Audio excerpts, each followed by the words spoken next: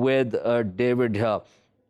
David, what exactly was the purpose of this virtual conference which Kabul hosted yesterday?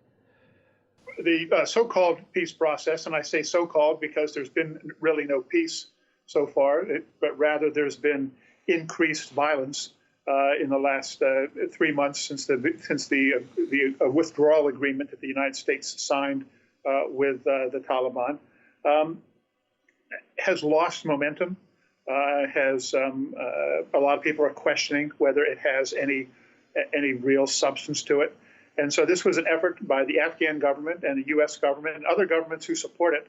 I think all the regional governments have been publicly supportive of this process. They were trying to inject some new life into the process, some sense of momentum, and probably trying to put some pressure on the Taliban as well to get them to move forward.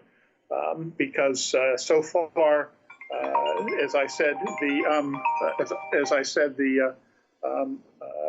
process has not begun.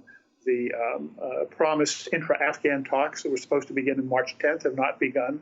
There's been a lot of back and forth about these prisoners.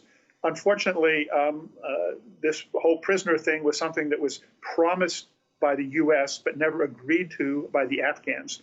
So it was never a commitment by the Afghan government. So the U.S. government has been pressuring the Afghan government to deliver on prisoner releases that the Afghan government never agreed to.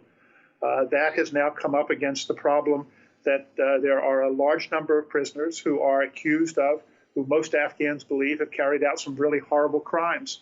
And releasing those prisoners at this time is something that I think it will be a very difficult political move for the Afghan government unless there was some really serious movement towards peace. But right now, more Afghans are being killed now than before this so-called peace agreement that was signed in February. David, your view about the talks. We have